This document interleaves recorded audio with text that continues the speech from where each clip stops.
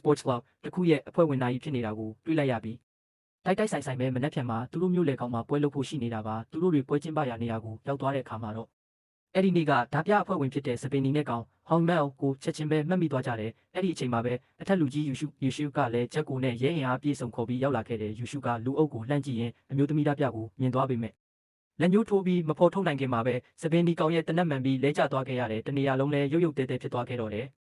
အခြေအနေမဟန်တော့တာကိုတီးလိုက်တဲ့တပြနှစ်ယောက်ဟာကျိုးတွေကိုသုံးပြီးအောက်ထပ်ကိုရှော့ဆင်းပြေးဖို့ပြင်ကြတဲ့လုံရှုနဲ့တင်ဖုံးတို့ကလည်းလက်မလျှော့ပဲသူတို့ရဲ့ထူးချွန်တဲ့အရေးချင်းတွေကိုသုံးပြီးစပင်နီကောင်နောက်ကိုအသေးလဲလိုက်ကြတော့တယ်နောက်ဆုံးမှာဓာပြကောင်းဆောင်ရန်စု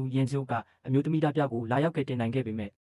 သူမကတော့တင်ဖုံးရဲ့တနက်မှန်ထားတာကြောင့်အသက်ပြောက်သွားခဲ့ရပြီးစပင်နီကောင်ကတော့လွတ်မြောက်ဖို့အတွက်လမ်းမပေါ်ကဘတ်စကားမောင်းသမားကိုတနက်နဲ့ပစ်လိုက်တာကြောင့်ကားကထိမ့်မနိုင်သိမ်းမရဖြစ်သွားခဲ့တယ်ပြည်သူတွေရဲ့အသက်အန္တရာယ်ကိုကာကွယ်ဖို့အတွက်လုံရှုကများဓာပြကိုဆက်မလိုက်နိုင်တော့ပဲလက်လွတ်လိုက်ရပါတော့တယ်ဒီဖြစ်ရဲ့ကြောင့်လုံရှုနဲ့တင်ဖုံးတို့နှစ်ယောက်လုံးရဲစခန်းကိုဖမ်းခေါ်သွားခြင်းခံလိုက်ရပြီးအဲ့ဒီခါကျမှတင်ဖုံးဟာရဲတယောက်မဟုတ်ပဲလုံရှုနဲ့အတူပခုံးချင်းရှင်တိုက်ပွဲဝင်ခြင်းနေတဲ့စိတ်အားထက်သန်တဲ့လူငယ်တယောက်သာဖြစ်ကြောင်းအားလုံးကသိရှိသွားကြတယ်တစ်ဖက်မှာလည်းစုံစမ်းစစ်ဆေးမှုတွေရဒီဓာပြတွေရဲ့နောက်ခံသမိုင်းမှန်ကပေါ်ထွက်လာခဲ့တယ်သူတို့အားလုံးဟာချမ်းသာကြွယ်ဝတဲ့အထက်တန်းလွှာမိသားစုကဆင်းသက်လာသူတွေဖြစ်ပြီးအခုလိုဥပဒေမဲ့အမှုကြီးတွေကျူးလွန်နေတာဟာပတ်စံမရှိလို့မဟုတ်ပဲစိတ်လှုပ်ရှားမှုကိုရှာဖွေခြင်းုံတက်ကြောင်ဖြစ်နေတာပါပိုပြီးဆိုးတာကတော့တပြကောင်းဆောင်ရန်စုရဲ့အဖေဟာဟောင်ကောင်ရဲ့ရဲချုပ်ကြီး Chief Superintendent ဖြစ်နေတာပါပဲရန်စုဟာငယ်စဉ်ကတည်းကဖခင်ဖြစ်သူရဲ့တင်းကျပ်လွန်းတဲ့ဆုံးမမှုတွေဆဲဆိုရိုက်နှက်မှုတွေကိုခံခဲ့ရတာကြောင့်စိတ်ပိုင်းဆိုင်ရာပုံပြက်ပန်းပြက်ဖြစ်ပြီးရဲတွေကိုတွေးထွက်အောင်မုန်းနေတဲ့သူဖြစ်ပါတယ်သူ့ရဲ့မိသူမိဝါဖြစ်ကြောင်းပေါ်သွားပြီးတဲ့နောက်မှာတော့ရန်စုလည်းဖုံးကွယ်မနေတော့ပဲနောက်ထပ်ပြစ်မှတ်ဟာဟောင်ကောင်အခြေစိုက်ဗန်ကြီးတစ်ခုဖြစ်တယ်လို့အတိလင်းကြေညာလိုက်တဲ့လုံရှုတို့ Convention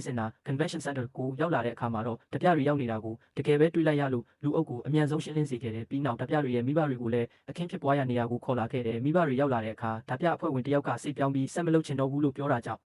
ခေါင်းဆောင်ရန်စုကသူ့ကိုနေရာတင်မဲ့အသေးပြစ်တက်လိုက်ပါတော့တယ်ဒီလိုနဲ့နှစ်ဖက်စလုံးအသေးလဲတိုက်ပွဲဖြစ်ပွားခဲ့ပြီးနောက်ဆုံးမှာရန်စုတယောက်တည်းပဲကြန့်ရှိပါတော့တယ်သူကအဆောက်အုံရဲ့အမိုးပေါ်ကိုထွက်ပြေးသွားခဲ့တယ်လုံရှုအမိုးပေါ်ကိုရောက်သွားတဲ့အခါမှာတော့ရန်စုကတင်ဖုံးကိုဓဆခံဖြစ်ဖမ်းဆီးထားပြီး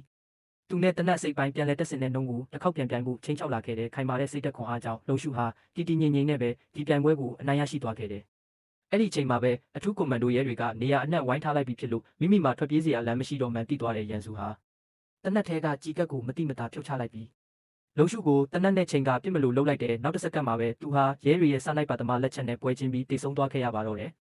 တစ်ချိန်တည်းမှာပဲတင်ဖုံးဟာအမိုးပေါ်ကနေရှော့ကျသွားခဲ့ပေမဲ့လုံရှုကမိမိအသက်ကိုပဓာနာမထားပဲလှမ်းဖမ်းဆွဲကကဲတင်နိုင်ခဲ့လို့သူတို့နှစ်ယောက်လုံးအသက်ပေးကနေတီတီလေးလွတ်မြောက်ခဲ့ကြတယ်ဒီအမှုကြီးကိုအောင်မြင်နှိမ်နှင်းနိုင်ခဲ့တာကြောင့်လုံရှုလည်းယာဒူးတိုးလာစာတိုးပြီးသူချစ်ရတဲ့ချစ်သူကောင်မလေးနဲ့အတူပျော်ရွှင်စရာကောင်းတဲ့ဘဝကိုပိုင်ဆိုင်သွားခဲ့ရပါတော့တယ်